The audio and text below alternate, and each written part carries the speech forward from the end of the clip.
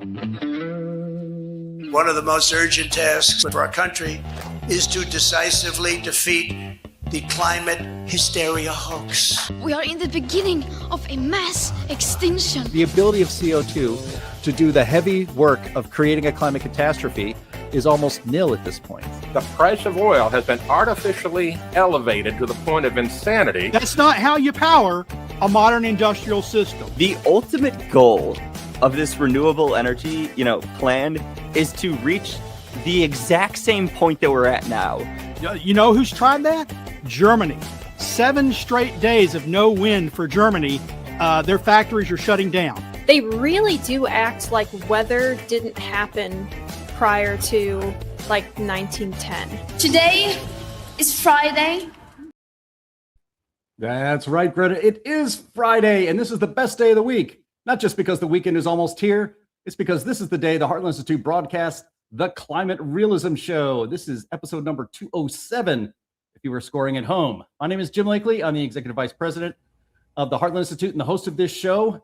The Heartland Institute is an organization that's been around for 42 years, and it is known as the leading global think tank pushing back on climate alarmism. Heartland and this show bring you the data, the science, the truth that counters the climate alarmist narrative you've been fed every single day of your life. There is nothing else quite like the Climate Realism Show streaming anywhere.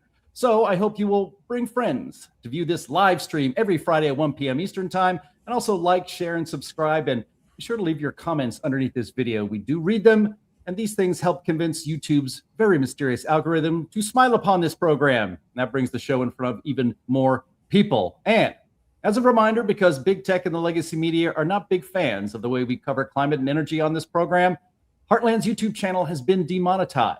So if you want to support this program, and I really hope you do, please visit heartland.org/TCRS. That's heartland.org/TCRS. And you can join other friends of this program who help bring it to the world every single week. And we also want to thank our streaming partners, junkscience.com, CFACT, What's Up With That, the CO2 Coalition, and Heartland UK Europe. We have a big show today, as usual, so let's get started. We have with us, as usual, Anthony Watts. He's Senior Fellow at the Heartland Institute and publisher of the world's most viewed website on climate change.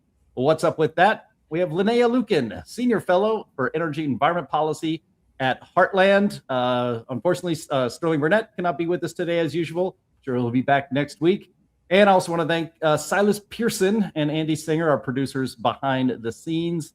And hanging out with all of us today is our old friend, Isaac Orr. Isaac is co-founder and vice president of research at Always On Energy Research, where he conducts energy modeling and writes about energy and environmental issues, electricity policy, and natural resource development. Back in the day, Isaac Orr was a member of this very Heartland Institute. He has spoken at, I think, at least 2 of our climate conferences. He's also an energy bad boy on Substack, which you should definitely check out and support. Welcome back, Old Home Week here at the Heartland Institute. Isaac, nice to see you. Yeah, it's great to be back, Jim. Thanks for having me. Yes. All right. We could talk a little bit more near the end of the show about your work over there at Always On Energy Research and also the Energy Bad Boys Substack. But, we got a lot to get to, so let's get to it and start, as we always do, with the crazy climate news of the week. Hit it.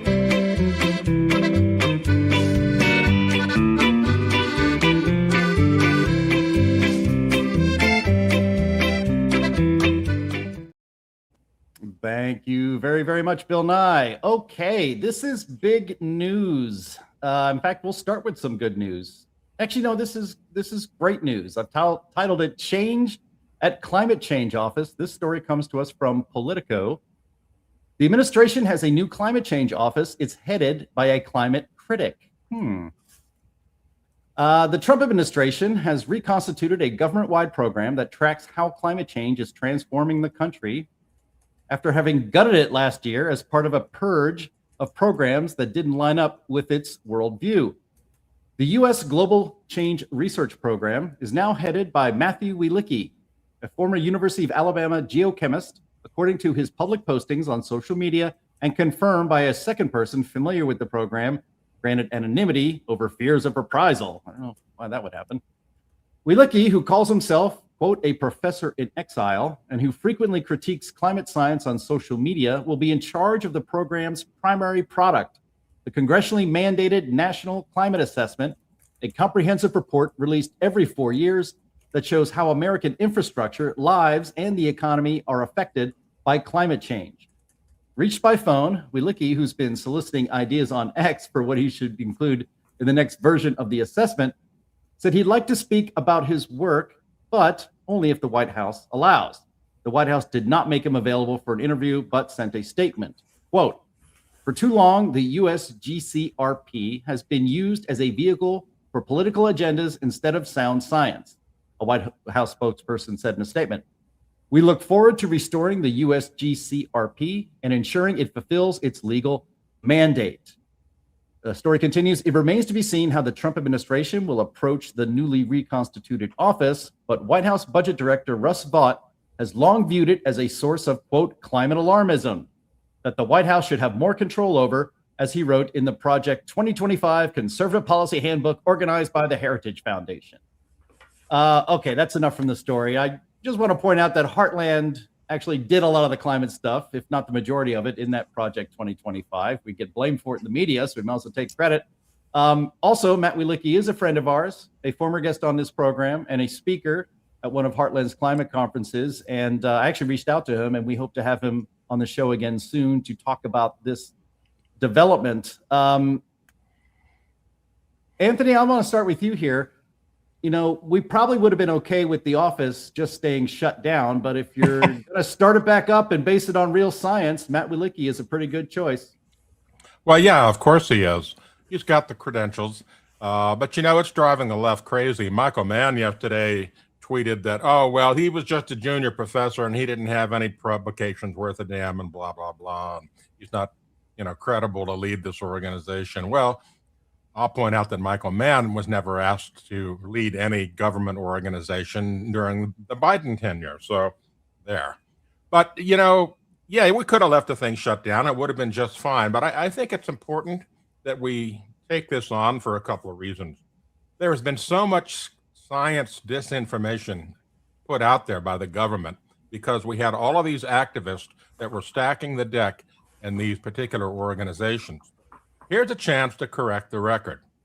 And also, by having this thing reconstituted, just think of the delicious wailing and screaming we get to observe every time they publish something. So that provides us with a lot of fodder for a lot of shows like this.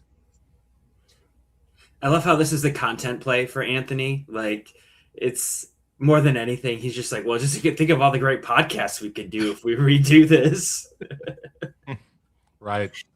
Yeah, I think it's a worthwhile endeavor to keep producing those reports, but show us what a, you know, hopefully completely non-biased, and I trust from Matt for that, you know, a non-biased science-based report that's not relying on like the ridiculous $1 billion disasters network metric rather, or relying on weather attribution or something to try to make claims that just don't exist inside of the data. I don't know if he would also be in charge, because he is in charge of NCICS now, I think. I don't know if he is able to, but I tweeted the other day that I want to beg Matt, like just beg him to update to direct an update to the state climate summaries that the organization has put out in the past. The last one they did was in 2022. And I've looked at those summaries often. Like I'm almost every single day on that website because I use their direction and some of their charts for my own state climate summaries that I've been working on. And they're actually really good reports, except they do so much editorializing. You know, they'll say, you know, if I pull up Maine, for example, they'll say, you know, temperatures in Maine have risen almost 3.5 degrees since the beginning of the 20th century. Under higher emissions pathways, historically unprecedented warming is projected during the century. But under higher emissions pathways, so RCP 8.5, right? That's what they're talking about when they say that. And they have to try to fearmonger about it. So they have an entire page of data showing that things are not as alarming as the media claims, but then at the end they'll say, but projections say that it will get bad and that you'll have more flooding and more blah blah blah, more extreme rain events, more less snow but more precipitation, just everything across the board that could possibly be bad, they'll say at the very end is projected, even though if you look at the data that they publish themselves, it doesn't show that. So I want to see these be updated with the most recent information minus all of the forecasting. Just show it the way it is. And I think they would be useful scientific reference documents if they did that. Yeah, I agree. And I'm going to make a prediction that when this thing does, get reconstituted and starts a public facing webpage back up and maybe makes a press release or two, you can bet somebody out there is going to say, you didn't mention RCP 8.5. Why? You're deniers and all this stuff. And of course, they will have egg on their face because RCP 8.5 is DOA as we know it, although the media seems not to have gotten that memo. Yeah, I just was remembering when I heard this news, I immediately thought of our friends, Ross McKittrick and Judy Curry and others who had written that balanced report to kind of reset where the science actually is instead of writing a political and ideological climate alarmist screed under the stamp of the government. And so I would expect as soon as Matt Wielicki starts putting out press releases or announcing some new science and just exposing it, they're going to all lose their minds again. But it will be refreshing, wouldn't it, Isaac? Because these, you work in the energy sector, or Linnea did as well. The enemies of sound energy policy for affordable, always-on energy lean on a lot of these bogus junk science government reports to justify going after cheap energy that we all need. Yeah, and that's ultimately where this stuff kind of impacts my work mostly, because we are looking at the impact of EPA regulations. So they're using these kind of damage functions for pretending that these regulations on coal plants are going to save $250 a ton on the social cost of carbon. So I do think that there's merit in getting rid of that sort of stuff and making sure that that's a lot more realistic. So that, and then all the financial regulations too, they made it really hard for coal companies, oil and gas companies to get capital in order to expand their operations. So yeah, I think that it'll have good downstream effects that I don't think are obvious to the people who, some people might say, well, it's just a nerdy climate report. It's not that big a deal, but it can have these really big kind of snowballing consequences down the road. Well, they certainly had snowballing consequences the other direction. These have been used to justify absolute total control by bureaucrats over every economy on Earth. That's what's been the result of these unscientific reports from government. Now, here's another interesting side note to this. The activists who were so upset about this website originally closing down a year or so ago decided we're going to get together and we're going to make our own. And so they got together, they got some GoFundMe or whatever, like $300,000. And then they decided to make a website called climate.us. And they put their own version of the National Climate Assessment up there. Now, here's the fun part. Now that the website is coming back officially as climate.gov, what are these fools going to do? Are they going to just say, oh, well, give up? No, what's probably going to happen is they're going to turn this site into an attack site. I guess they will use it to attack everything that comes out of Matt Wielicki's operation, and they will probably gain notoriety for doing so. It's just the nature of the way these folks operate. The answer to this is which is the purpose of this show, which is if Matt Wielicki is wrong, prove it. It should be very, very easy to do so, since you have all the funding and all the 97% of scientists on your side. Prove it. If climate realism and not panicking over the climate, our position, is wrong, prove it to us. You've had 30 years of climate modeling and none of them have come true. So you haven't proved it yet, and I'm pretty confident they're not going to be able to prove Matt Wielicki wrong. Right. A man can dream. All right, let's move on to number 2, and this is fun. Can we steer hurricanes? Sure, I guess. I mean, this doesn't sound crazy or like another Bond villain plot that we seem to cover every other week on this show. All right, so this comes from USA Today. Quote, or the headline is "Scientists Mull Controversial Plan to Steer Hurricanes." I'll read from the story here. A new study appearing in the peer-reviewed science journal PLOS Water on June 24th suggests that cloud seeding, Anthony's favorite subject, could eventually allow humans to disrupt or steer natural disasters like hurricanes. If that sounds like far-fetched science fiction, some scientists would agree with you.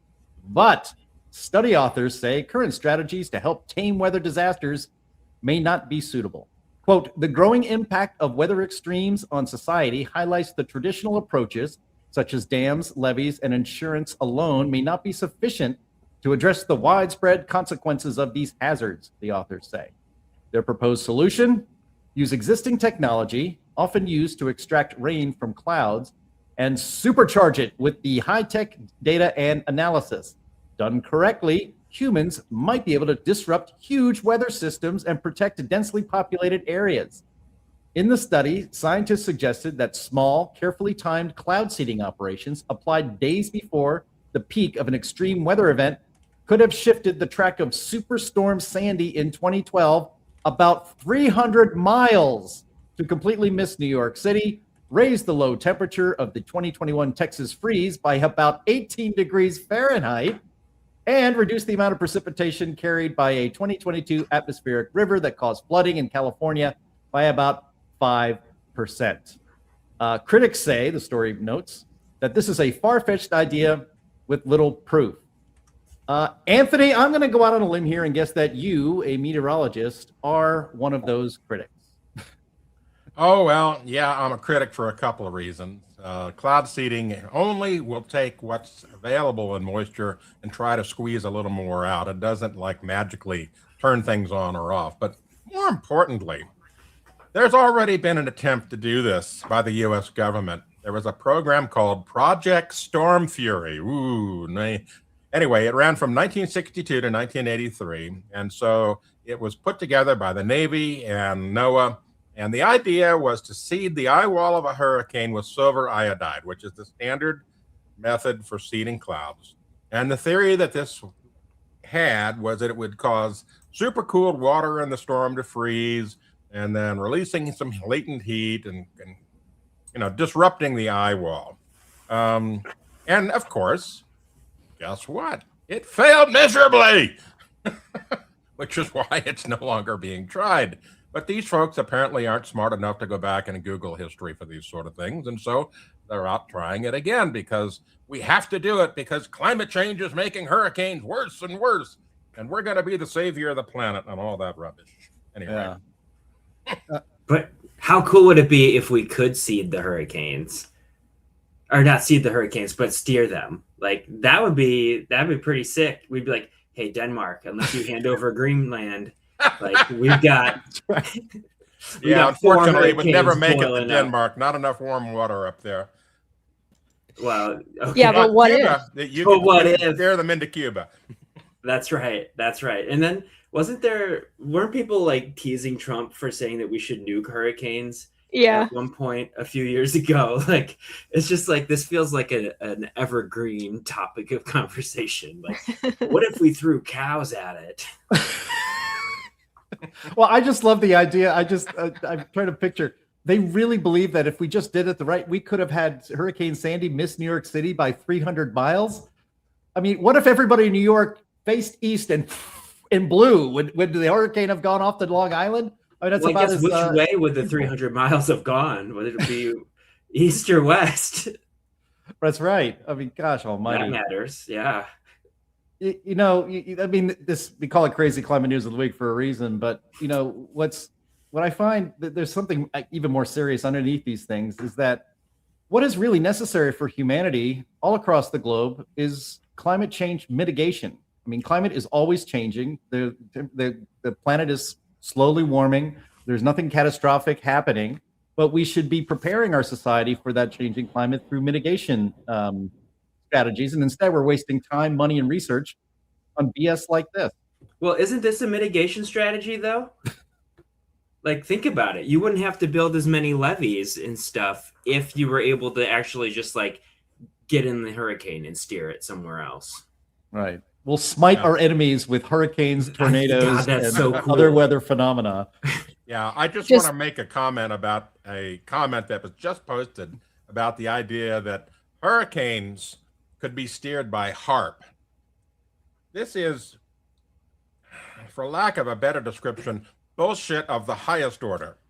And HARP is just like the whole, chemtrails conspiracy thing. It's a radio broadcast system up in Alaska that was designed to study ionospheric transfer and bounce of radio waves. It has a maximum power of about 1 megawatt. Now you compare that to the gigawatts or more that are in any hurricane, and you can realize pretty quickly that the amount of power that this thing put out can't do squat when it comes to a hurricane. Plus, it's in Alaska, and there are no hurricanes in Alaska. And how are you going to get that power all the way down to the tropics? Like I said, HARP and hurricanes, bullshit of the highest order. Right. Well, we could close this segment. I'll just say to our friends and viewers in Canada, hand over Alberta, or we're sending up some Sharknadoes. You've been warned. But I pity the fool. All right. That's right. All right. Let's get to our third item here in the crazy climate news of the week. Data centers and climate. They're getting pretty related these days. This story comes from The Guardian. Headline: Data centers are a growing target of global climate-related legal cases, report finds. So let me read from this a little bit. The proliferation of data centers and AI is increasingly at the forefront of environmental litigation around the world, from the US to the UK to Chile and to Ireland, the report has found. In an analysis of about 3,600 climate-related lawsuits filed since 2015, the latest annual review of climate litigation by the London School of Economics, LSE, found a growing number of cases challenging the energy sources, water consumption, and air pollution of data centers, all of which have related climate implications, so they say. One of the first cases was filed in 2020 in Chile's capital, Santiago, where Google was planning a huge data center in the Cerrillos area. A group of residents and the local council challenged permits given to Google, raising concerns about the impact of the development of this on the city's already climate-stressed water supply, or, just a stressed water supply. The LSE report identified Ireland as a hotspot for litigation against data centers. The Irish government wants the sector to expand, even though it is already consuming more than a fifth of the nation's electricity. There is also a growing legal backlash against data centers in the United States. In California, the city of Pittsburgh, in California, I guess, and in the city of Pittsburgh must now require a data center to use renewable energy for power and recycled water to cool its servers. In Georgia and Pennsylvania, there is ongoing litigation against state regulators for approving new fossil fuel infrastructure linked to data centers. Okay, I think that sets the table pretty well. Isaac, I'd love to start with you. When we invited you on the show this week, in some message exchange between you and me, you mentioned that you kind of wanted to talk a little bit about Google and Microsoft and how they're hitting new highs for emissions, which I think is related to this story and the development of AI. What do you make of it? They're setting new high scores, Jim. Like they're beating Frogger. So no, it's just really interesting that these companies that in 2020 were very serious people about being net zero. I think it was 2019 or it was 2020 for both of those companies. They said they would be carbon neutral or carbon negative by 2030. And it's hilarious. Google just released their annual sustainability report, and since 2019, their emissions have increased 82%. So like these companies were all very happy to subsidize and kind of provide the off-taker for all of these wind and solar projects that people in rural America hate. And now that they need something from those rural Americans, which is land for their data centers, they're like going back and trying to ingratiate themselves to them. So it's just one of these wild setups where big tech repeatedly just kind of crapped on these people, and now and they wonder why there's a bunch of like NIMBYs in rural areas that don't want the data centers because they've already had like the wind and solar facilities shoved down their throats. Yeah, and as you mentioned there, Isaac, they funded these climate alarmist radical activist groups, and now I always think of that scene in Hunt for Red October. They dropped the torpedo in the water, and now it's coming right back in their face. And you know, I would actually enjoy the Schadenfreude on that, if not the fact that I think opposing data centers for climate reasons is bad, and not, yeah, same, and not same. scientific.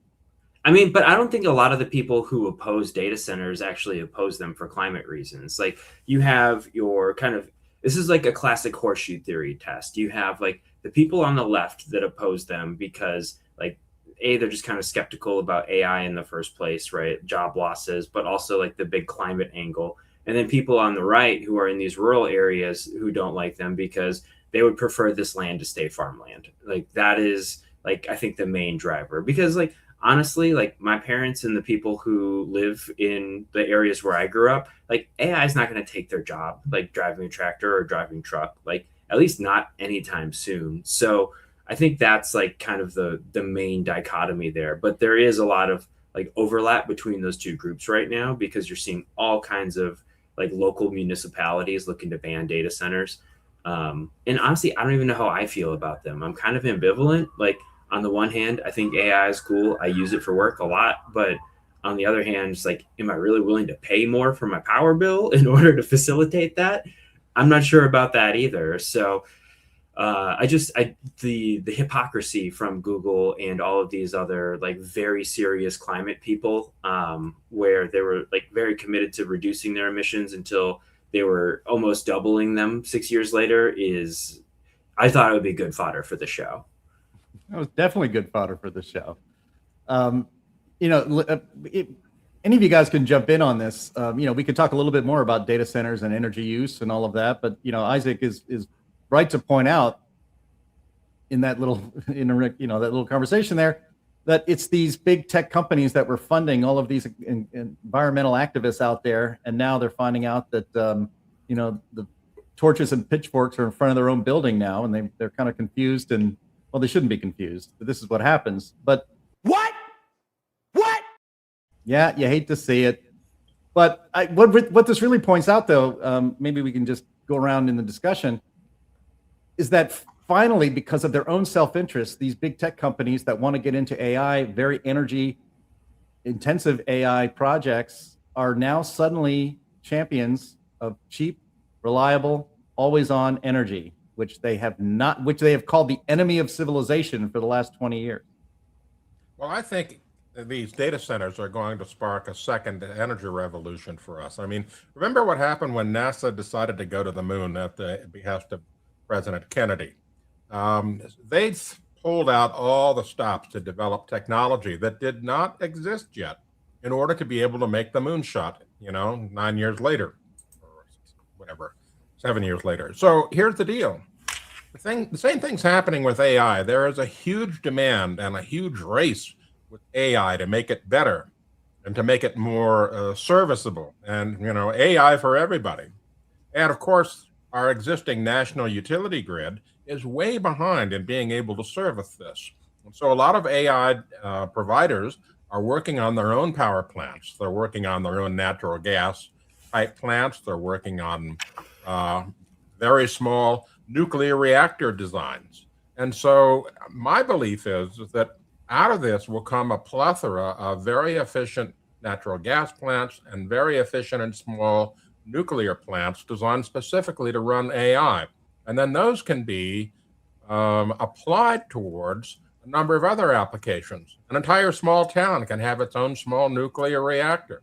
You could have, can you imagine an HOA in charge of a nuclear reactor? Well, that would be fun. It's not the right color. Take it down. Painted blue or dismantled. That's right. No. You the nuclear utility will have like a color palette that they're allowed to pick from. Yeah. So I think one of the main points about the AI thing and the which we talked about back in January when we went to Davos and realized that there was like nothing at Davos about climate change compared to previous years. It was all about, you know, AI and energy demand and stuff. And you have Larry Fink saying that renewables are worthless, essentially. Yep. So, I mean, for one, it shows that a lot of these guys were very cynical about climate change in the first place, which would come to no surprise to a lot of the true believers that accuse them of greenwashing and stuff all the time anyway, which is what they do. But I think one of the bigger ironies here is the China aspect. So China, for years, we know this, reports have come out from the White House on this, were funding green lobbies to sue power companies and fossil fuel producers and all sorts of different, you know, like power infrastructure organizations and companies in order to push green stuff, because China makes a lot of money off of the green stuff, right? Now, China is, you know, in opposition to the same organizations that were also pushing green stuff, funding lobbying groups and lawsuits against our data center, our potential for data center development. So they're actually, China was paying green groups to go and do lawsuits against like oil companies. Now they're paying green groups to do lawsuits against Google and friends. And so it's a very interesting parallel. It's kind of like, I don't know, the crocodile that they thought wouldn't eat them if they went along with the green scam is now eating them. It's kind of a win-win all around for China, unless we get away with being able to develop our own resources. But in terms of taking advantage of Google and all these other companies, they're really giving them a good beat down. Yeah, I mean, from the story, and this is all linked together, the idea that California, and I guess the city of Pittsburgh, my hometown, breaks my heart, but passing ordinances requiring data centers to get all of their energy from renewable power. I mean, that's just really a way to make sure none are ever built, because you can't run a data center on renewable data power. centers. Right. Absolutely. Yeah, it's gonna be a uphill battle. There was an article I saw the other day that said like AI is already losing the PR battle. They absolutely are. And now, you know, not just for the data centers, but for the technology itself, of course, too. So, you know, not only are people opposed to big infrastructure projects generally, but now they're also like, and this is powering the surveillance state for the right, or the destruction of the artistic community for the left, or whatever it happens to be. There's a lot of overlap there, and it's reasonable overlap, too. There are reasonable concerns about the impact of AI. I don't think the water use one is a super reasonable reason to oppose AI. Most of these data centers are on closed loop anyway. Right. We already have a ton of data centers. They don't use that much water compared to other industries.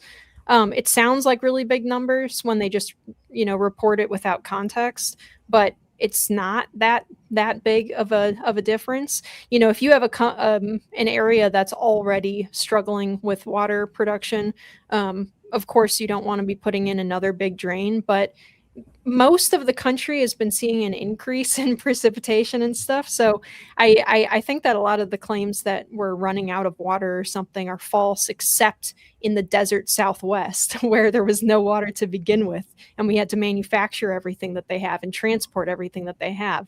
So I think that there are a lot of moving parts here. There's a lot of reasonable concerns.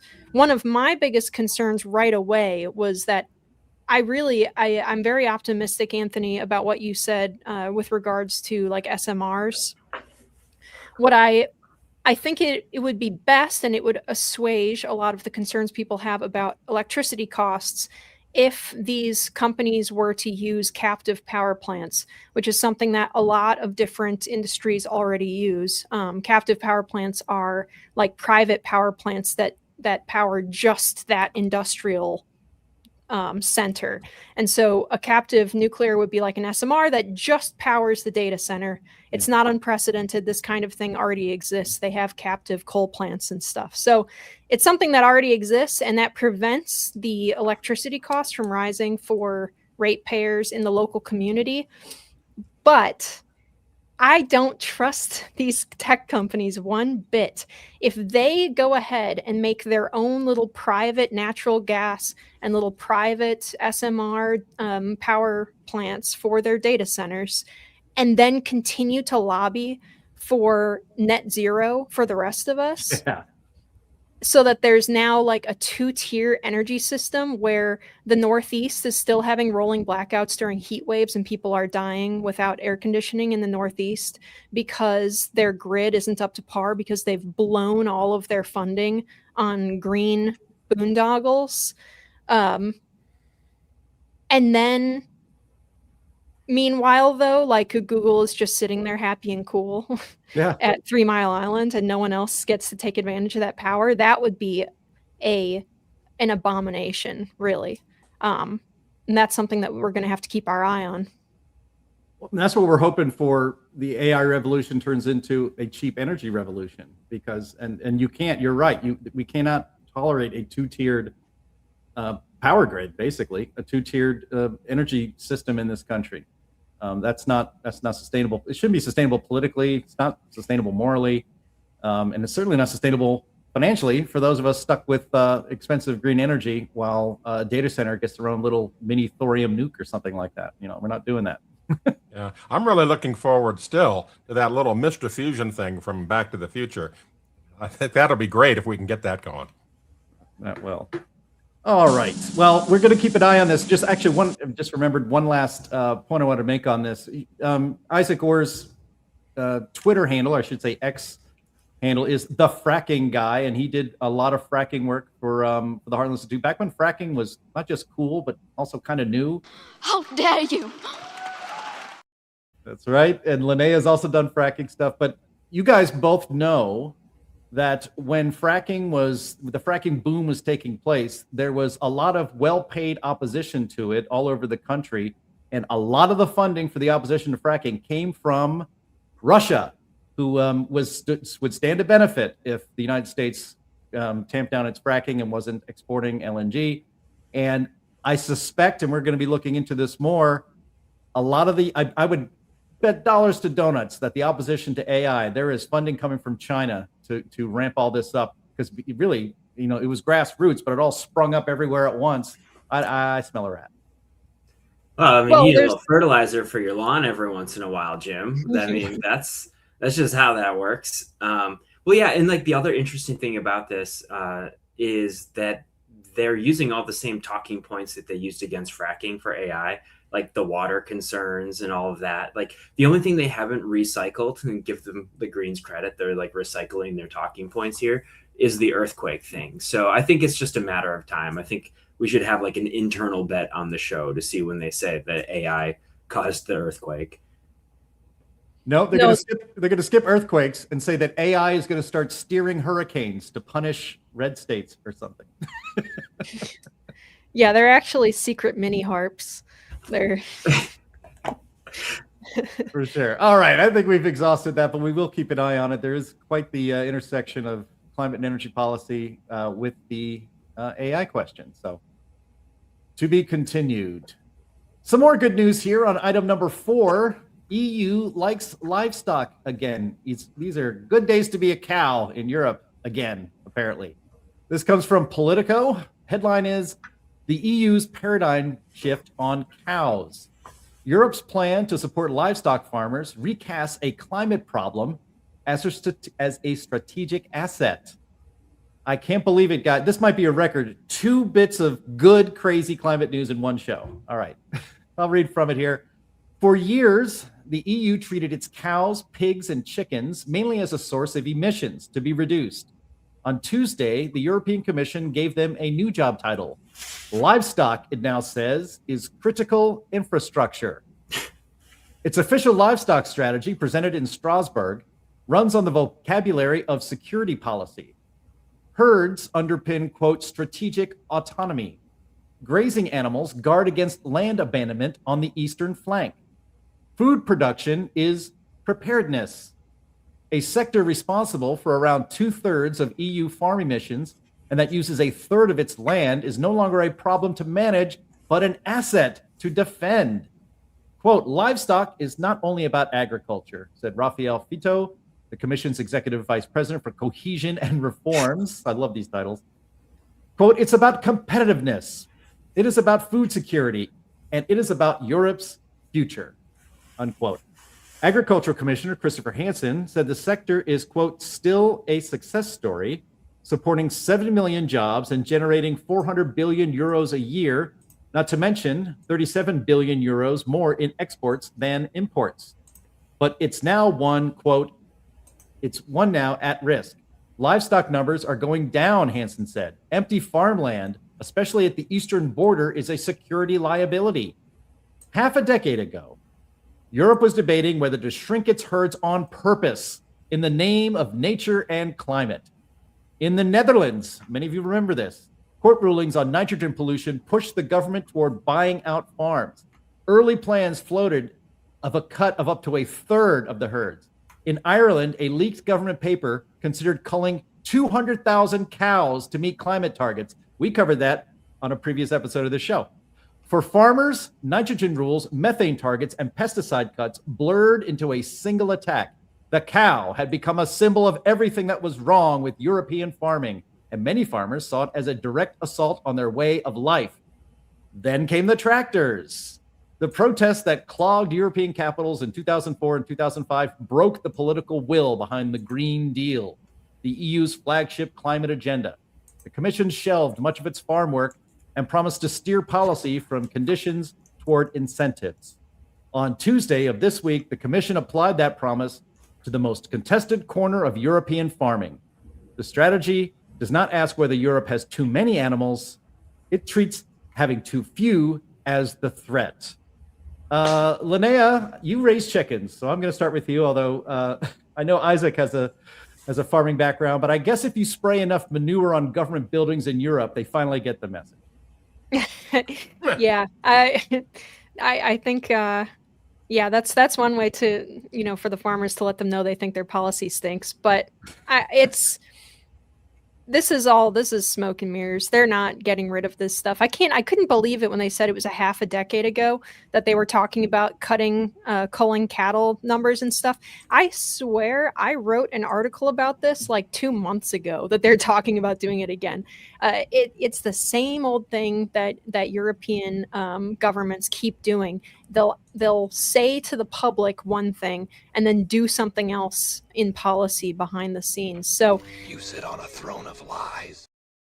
They sit on a throne of lies. But yeah, it's I don't know. I think we're gonna win on the meat issue just because it's intolerable. That actually reminds me, we were just talking, what was it, 2 shows ago about was it German?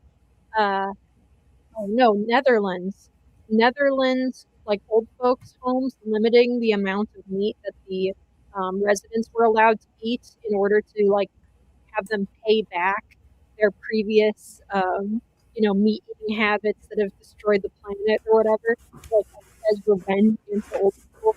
This crazy stuff. This is truly and deeply, for many of these European leaders, a real religion. They're not going to just drop it because the funding starts to fade for some of these policies. This is, to me, I think I'm very cynical on European government on this stuff unless major changes happen. I don't think that they're actually backing down on any of this. Yeah, you might be right. You might be right that they are saying one thing and doing another. But if people start getting restricted to these ridiculous amounts of, little piece of steak, you get once a week or whatever, they're going to revolt. The tractors will be back, the manure sprayers be back. All of that will come back again because people are just not going to put up with this. People are not willing, either by a small amount of tax or by lifestyle changes or whatever these folks suggest, are not willing to do any of this because they genuinely don't believe anything they can or will do personally will have any effect on the climate. And so it's just they're just spinning their own tales of self-importance to feel like that they're actually doing something to save the planet, when in fact it's all completely wasted effort. And Jim, I hope that very soon we can do another meat episode here on TCRS so that I can grill out on my patio and have lunch there again. It is summer. It's the time for grilling. That's for sure. Yes. Isaac, you got the Farm Boys reaction to this good news in Europe? Because one of the things we keep an eye on Europe because we think maybe if they keep the momentum up, those kind of stupid policies, anti-human policies, will end up here. Yeah, I mean, personally, I'm just loving all these great farm puns that are coming through. Like these are terrific. Yeah, I mean, I'm obviously not happy about all the terrible ag policy that Europe has over there. It kind of just feeds into my like underlying feeling that all of the good Europeans left like 100 years ago. But I don't know. Will they get better? I think people just leave those countries and come here if they're sick of it. So it's just, I don't know. I don't know if they're going to get better. I think Europe is in terminal decline. I think John Constable said they're just going to become like a tourist trap of their once great like cultural achievements, and kind of think there's a lot of truth to that. Yeah, I know I'm like very optimistic and cheerful today, but like, you I are. don't It's know. really thrown me off. I've known you a long time, Isaac. This is really weird. Yeah, I mean, it's good news, right? I mean, you kept waiting for the day. Some of these policies over in Europe are, when it comes to agriculture, I mean, the idea of culling 200,000 cows in Ireland to save the planet, it's to do your part to save the planet from future calamity 100 years from now. I mean, it's so absurd on its face that to have it even be proposed by government officials. Where does your head got to be to think that that's going to go over well, or that, putting aside the fact that it's absolutely insane policy, to think that you're just going to tell the farmers that, we're going to put you all, we're going to ruin your family farm, we're going to make you kill all of your livestock, and then when the farmers say, well, how the hell are we all going to eat? The bureaucrats go, well, I guess we'll figure it out, or we'll all eat soy or seaweed or something. I mean, it's just, Or bugs. or of course, bugs. eat the bugs. We'll eat the bugs, says Klaus Schwab. So yeah, it's just good to see something turn around in real common sense, even if it took 5 years for them to go the right way on this. Yeah, these things always get derailed by their own absurdity, and the idea that they push. Well, instead of eating beef, you can eat bugs or whatever, and those things just don't fly. I mean, can you imagine a television commercial? Soylent Green, it's what's for dinner. It just does not fly. People just outright reject this. And so even if they try this again, I'm absolutely convinced there will be blowback just as bad as it was before, if not worse. Yeah, they've got to stop letting these like crunchy granola vegan ladies run European countries. And I include Keir Starmer in that previous. As you must. Well, I can't really think of a way to segue into our ad read, and that is kind of pathetic. But you know what isn't pathetic? Saving and investing in gold. All right, not my best, but it's very important that everyone watching and listening to this program realize that the sponsor of this here program is our friends over at Advisor Metals. And we're very proud to have them as a sponsor, because if you listen to a lot of conservative shows on streaming like I do, you hear a ton of pitches for buying gold and silver and other precious metals. And there are a million companies out there, maybe not a million, but quite a few, that want to tell you that you should invest in precious metals. But I want to tell you why you should trust and go with our sponsor, and that's Advisor Metals. And it's because of the man who runs the company. He's an honorable man, and his name is Ira Bershadsky. He's the managing member of Advisor Metals, and he doesn't do all those high pressure tactics that you see from many in big gold. He also doesn't deal in rare coins, which you probably don't want and don't find valuable. When you buy gold and other precious metals from Advisor Metals, you are dealing in quality bullion, and that is so much better to have when it comes time for you to liquidate this very valuable physical asset. And when you buy Advisor Metals, you're going to have that investment sent discreetly and directly to your very home. Also, just want to point out that Ira is advertising Advisor Metals on this program because he is an America First patriot. He doesn't donate to Democrats, especially ones up in Maine. He refuses to work with proxies of the Chinese Communist Party who are trying to oppose AI in this country. And he, like us, abhor the machinations and schemes of the World Economic Forum and the recently retired Klaus Schwab, who wants us to eat the bugs. And that is why we are so proud to have Advisor Metals as our sponsor. So if you want to diversify your investment portfolio, if you want to back up your IRA with real physical bullion of precious metals, you should go to climaterealismshow.com/metals. You can leave your information there securely, and then Ira will be in contact and make the process so very easy for you. Again, climaterealismshow.com/metals. And be sure, like others from this program, tell them who sent you, because that helps this program and us while you're helping your financial future. Thank you for excusing the worst segue in Climate Realism Show history. And please hope you sure about that? I'm very sure about that. That was the worst one ever. I was in the middle of typing a note, and I was trying to think of something to help you too, but I could not think of anything. It was just, yeah. And Linnea is the master, the queen of segues, and she just kept her mouth shut, did nothing to lift a finger to help me, as expected. You got to rely on your own, Jim. Yes, I'm on my own. I'm out here on my own. I look down and there's no more tree branch. I'm just hanging over the air. So Isaac, I think you're muted. If you were, yeah, Isaac usually takes every shot he can at me. So that's good that he was muted. But we're gonna get to we're gonna get to Q&A here, Isaac. So I wanted, but before we get into Q&A, everyone's favorite segment of the show, I just wanted to give you a minute or two to talk about. Always on energy research and your Substack, the Energy Bad Boys. Give our audience a little bit of a feel for who you are and what you do. Well, I appreciate the chance to plug our stuff. So we started our own energy modeling firm, Always on Energy Research, to kind of show the folly of the energy policy that people on the climate left are pushing. So 100% carbon-free mandates, wind, solar, batteries.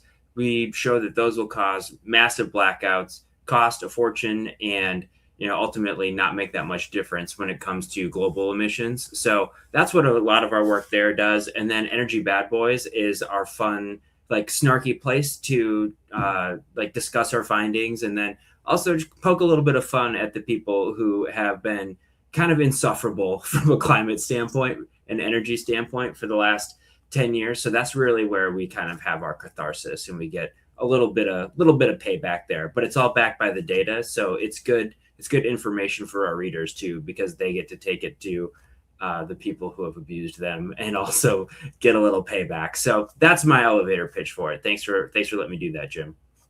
Sure. And people can go to aoenergy.org. That's your website. We'll put it up here on the screen for people so they can take a screenshot of it and make sure that they visit that fantastic organization. I know that one of the members of or founders, I think she's co-founder, is Amy Oliver Cook, who is a old friend of the Heartland Institute, a frequent speaker at Heartland's conferences, and a fantastic and smart woman. So that's a great organization. Be sure to go over there and check it out, everybody. And definitely the Substack as well, Energy Bad Boys. It is quite fun. All right. With that, I'm very happy to have Isaac here to also join us in our favorite segment, and that is Q&A. Take it away, Linnea.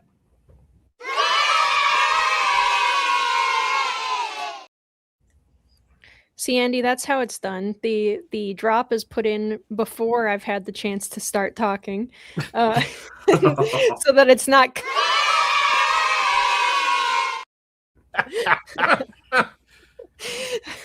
You walked into that one, and I'm happy for it after that segue. We're even. Yeah. All right. Okay. So here's a good science question for Anthony from Alex Pope, who says, if we had less hurricanes come ashore, we would have less rain. So how much more drought would result? That's a tough question. I mean, drought is generally a long-term thing. It lasts weeks, months, or years. Hurricanes are very, very short rain events. I mean, a hurricane makes landfall, and yeah, it might dump a tremendous amount of water, but it's very localized. And so droughts are typically measured over regions and so forth. So I don't really think that it would make a whole lot of difference in the whole scheme of things. All right, thank you very much. Let's see. Okay, I'm going to read this question from Robin over on X, who says, we've had no rain since June 6th. It's the third heat wave day above 30°C. What can be done to stop net zero in the United Kingdom when BBC and all Sky News, everyone, all the newspapers all believe in climate change? Oh, I would say just do what the farmers did, spray some manure on them. Yeah, I mean, when you have bad weather, the news is always going to take advantage of it and try to claim that it's, caused or worsened by climate change. Their favorite thing now in the news, increasingly, because there's so little climate coverage, is they rely almost 100%, Anthony, I don't know if you'd back me on this. I think almost every single article on climate stuff that comes out now goes to World Weather Attribution or Climate Central for attribution studies to comment on it. I rarely see articles that don't involve them these days. So, the attribution science stuff is kind of keeping a lot of this afloat in the media at this point. I think that's a good note to talk to our viewers on. We are getting this rash of these types of articles where something happens, a tornado touches down in, outer Podunk, Ohio. And so the media goes into full overdrive because it's never happened in there before or something like that. And so they have this thing called World Weather Attribution Group, WWA. And so the media contacts them, well, what's your opinion on what happened in outer Podunk, Ohio? And they will come back and immediately come back with, well, we've run our super duper fantastical computer model, and it says this kind of thing is going to be more frequent in the future because climate change. Well, it's absolute rubbish. And so when you see this kind of stuff in your local newspaper, write to the editor and tell them this is garbage. That's the only thing you can do to push back on this stuff. Yeah, definitely. All right. I just wanted to highlight this comment real quick. Perhaps there are no hurricanes in Alaska because of HARP. Oh, my head hurts. Neil Dorst. They got it figured it. He figured it out. Of course, that's the reason. Dang it. All right, we have the smartest audience in all of YouTube, I gotta say. Yeah, it's so good. All right. Polly Heroven says, Hirvonen, okay, I'm sorry, Polly, says, why can't they use cooling towers for the data centers? Well, they do, but they're just not giant towers like you've seen at nuclear power plants or coal power plants. They have a lot of media centers, not media centers, but data centers that have what I would say are outsized radiators, like car radiators, where you have water circulating through this closed system and then these fans on it. And they have whole banks of these things outside. So they do the same job as a cooling tower, but they don't have the monstrous footprint vertically that these things have. So yeah, they're already doing that, but just in another way. Hey, can I ask a question real quick before we get into this? Because it was talked about how data centers are using a lot of water. And you said, Linnea, that it's not a big deal because most of the water using is self-contained. So it's, recycled all the way through, and they're not pulling a lot of water out of the water table and all that stuff. And we've also heard that solar requires a lot of water. I wonder if anyone's ever done a comparative analysis of the amount of water that is used in a solar installation as compared to a data center. Interesting question, but here's the thing about solar. Water is used in solar arrays to keep them clean, so they have maximal output, wash off the dust and so forth. So in a solar center, it's not a closed system at all. Water is brought in, sprayed on, evaporates into the air. It's an open system. Whereas with the data centers, most of them have closed systems, just like your automobile, where you have a radiator, you have a water pump, you have the engine making heat, and you have the air going through the radiator either by motion or a forced fan or both. So yeah, it seems to me that solar probably actually loses more water than any data center would. I would think so too. Interesting. Isaac, do you have any comment on that? I mean, I think that the water use for solar is probably still negligible. Like if we're talking about data center water use being small, like it's probably, I mean, I think a lot of times they just wait for it to rain. I know that up here in Minnesota where I live, they don't even bother like brushing the snow off the panels because it's quote unquote too expensive. So at some point, I think that they'll probably just live with it. And the way that the utilities make their money is they make their money when they build something, not necessarily based on how well they operate it. So the entire like scam is already baked in. Like they've already made their money when they build the panel and they recover that from ratepayers. So I honestly think that they probably do run the numbers on the cost benefit to see whether it makes sense to clean them, and probably don't. Good thing it doesn't snow a lot in Minnesota. So I know, right?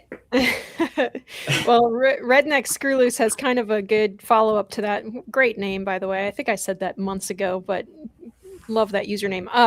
How is a data center going to work with the communist socialist energy rationing?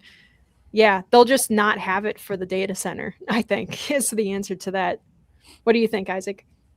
Yeah, I mean, I think there are people that are taken seriously who say that the data centers need to like reduce their demand during peak hours in order to keep the grid afloat. I think Texas is doing that. So there are ways that you can, honestly, my preferred way is you just have them turn on their backup generators. Almost all of these data centers are going to have a big bank of batteries in order to keep their power quality high. So if there's like fluctuations, the batteries help deal with that.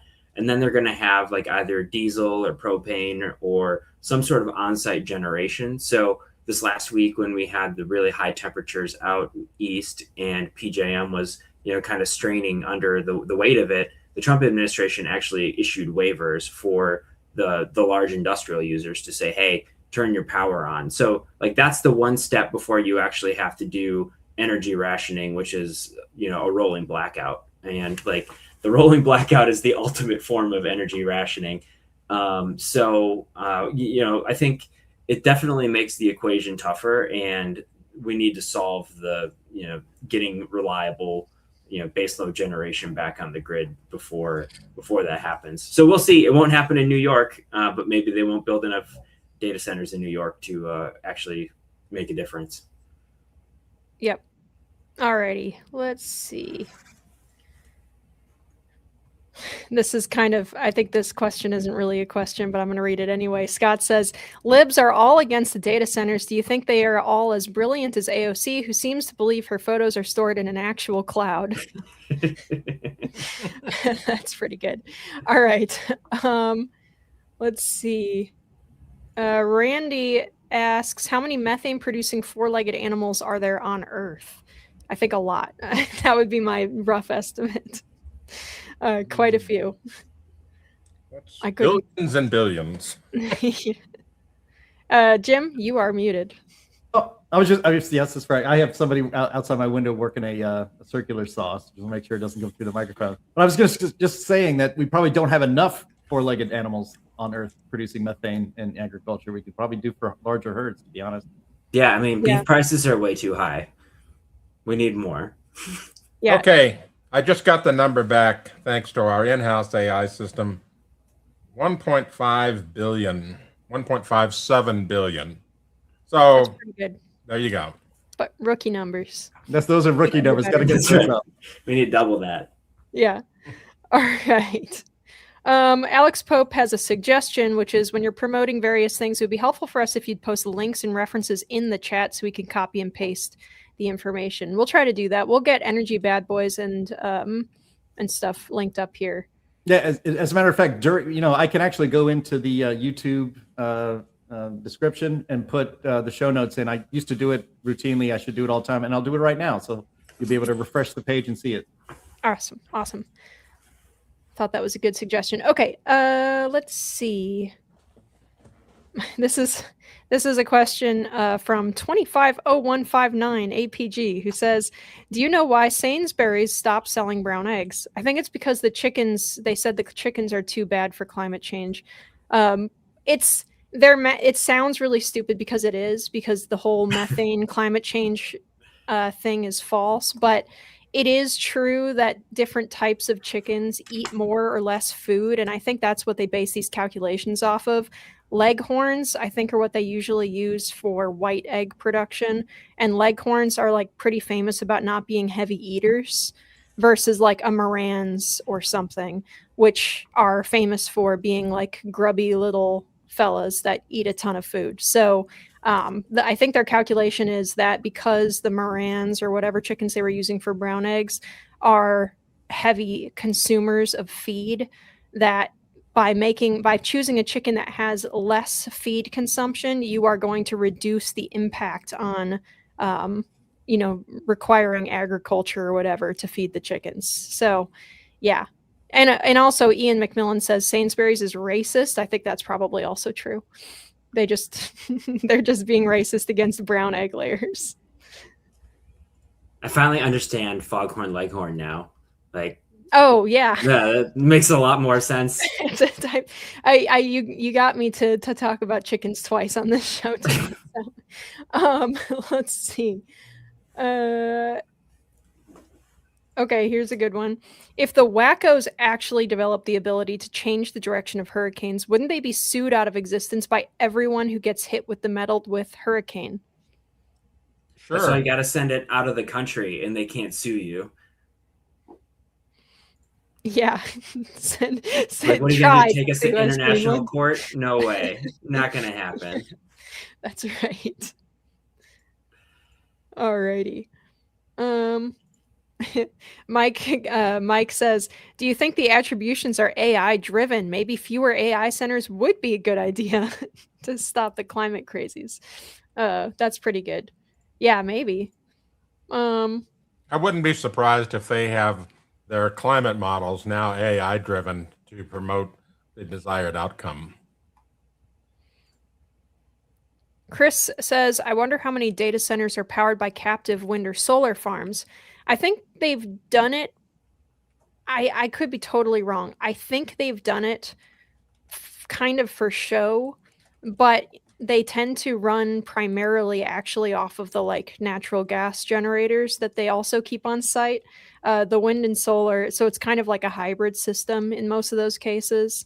They could just run off of just the natural gas captive, but they want to get those green credits, I think. Isaac can correct me if I'm misunderstanding something. No, they're basically like green hood ornaments on top of a fossil fuel engine. I just did a quick check on it from the EIA. It says currently in the U.S., solar and wind supply roughly 24% of data center electricity, but this is through the grid being fed in with everything else. So some of that's coal, some of that's natural gas, whatever. But they're just looking at it in terms of total wattage. But I will say this, there probably does not exist anywhere a data center that runs exclusively on wind and solar because, data centers got to run at night. We've got the Carbon King in the chat, and he says brown eggs just made their way into my yet to be released high carbon cookbook. Thanks. Yeah, we love Jason Isaac. We have to have him on. We haven't had him on in a while. It'd be great to have back on again. Hey, nice seeing you, Jason. All right. Let's see. I just saw a question that I wanted to pull up, and now I can't find it again. Hold on just a minute here. I wonder what else will go in Jason's cookbook. Is everything like grilled, charcoaled, or is that not like intense enough? No, God! It's just like you can only use beef if it's been imported from like halfway around the world. That seems. And I believe he uses propane to light his charcoal. so that he can double up on it. That's right. All right, here's a question. This I'm going to direct to you, Anthony, from Stephen Lindsay, who says, do wind farms warm the atmosphere, especially in winter, as well as solar farms heating the air? I think they might a little bit. Well, they do. Actually, there was just a study published this week talking about solar farms significantly warming nighttime temperatures. And it's the same thing that growers back in the central San Joaquin and Sacramento Valley of California discovered decades ago. And they would actually put wind machines in the orchards to keep oranges from freezing. And the wind machines basically just sat there and spun. And what they did was they stirred up the air. The reason that we get these freezing temperatures is because on clear, calm nights, the atmosphere allows all the infrared, not all of it, but a lot more infrared to go from the ground up to the top of the atmosphere, and thus the ground loses heat quickly and cools the air quickly, and freezing occurs. But if you mix the air for the first 100 to 200 feet, it generally doesn't happen. And in fact, they've even had helicopters come into some orchards and so forth to stir the air. So that's what's happening with wind farms on a larger scale, because they create more turbulence, and that turbulence creates more atmospheric mixing at the surface and keeps from freezing. That warms it up. All right, we've got an answer to our important question about what's in the cookbook as well. Jason says, steak, avocados, out of season frozen berries, dark chocolate, coffee. Yum, yum, yum. Oh, this sounds great. This sounds great. My Cook like it all at dream once. Let's have a feast. Yeah. Okay. Yeah. EJ says turbulence from wind farms disrupt the temperature inversion and increase water evaporation too. I think also you might, and Anthony can correct me if I'm wrong, but there is a braking effect as well from wind turbines. And it's something that people don't think about a whole lot, is that when a wind turbine is turned by the wind, it's taking energy out of that wind. And so downstream from that turbine, the wind energy is less. So when you see those big fields of wind turbines, this is why they don't set them up in too big of like vertical rows. And they try to stretch it out really far. That's kind of a narrow, long line, is because there's a braking effect where they're taking wind out of the air, basically. And downstream of that, you will have temperature change because you're just not getting that breeze that you would have gotten otherwise. Let's see. Let's see. This is a funny question. Tech says, have any animals become dependent on the birds fried by solar, killed by wind turbines? I don't think we've seen any kind of evolutionary behavior yet from these resources. I can see it happening in my mind now. That's pretty funny. Yeah.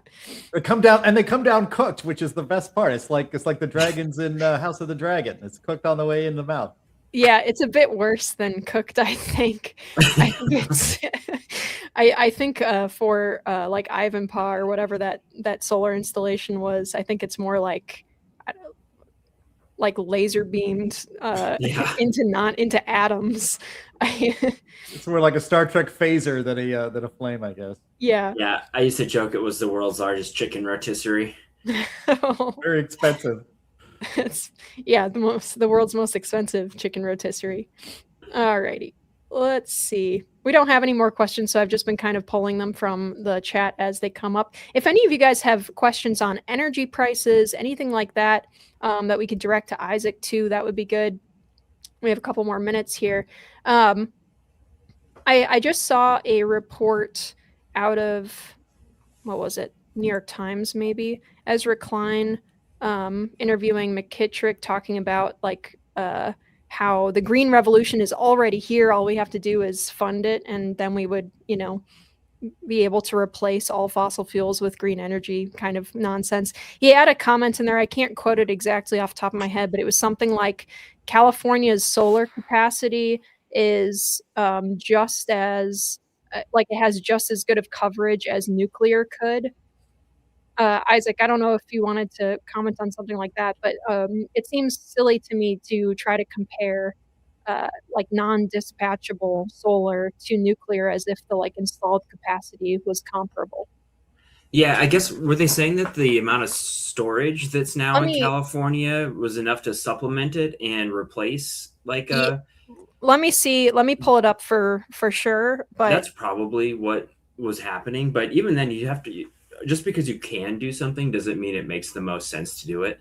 Like it would have cost pennies on the dollar to do that with natural gas, or probably even to build the nuclear power. Because the way that California works, I believe they have a carbon price that they put into all of their wholesale energy markets. So like they're increasing the cost of electricity artificially by doing that. So like, yeah, it won't make sense to do it with solar and storage, because if you have a couple cloudy days, or it doesn't get as cold in California as it does in Texas every once in a while, and that's really what kills the effectiveness of the solar panel. Like in Texas, like last week there was a bunch of people bragging about the fact that solar and storage were keeping the lights on in Texas in the summertime. I'm like, okay, yeah, you can make an argument that occurred, but the next time there's a winter storm Uri, that's not going to happen, because the solar doesn't work at night when it's coldest. And a lot of the heating units in Texas are electricity. So good luck with your solar and storage. I hope you have extra blankets.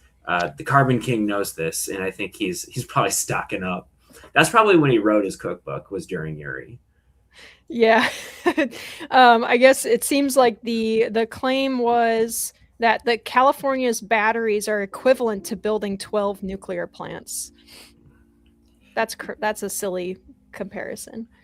Have any of you ever heard of a nuclear plant that can only operate for 4 hours? Because that's why those claims are silly. Like that's the question you get to ask. Yep, absolutely. Alrighty.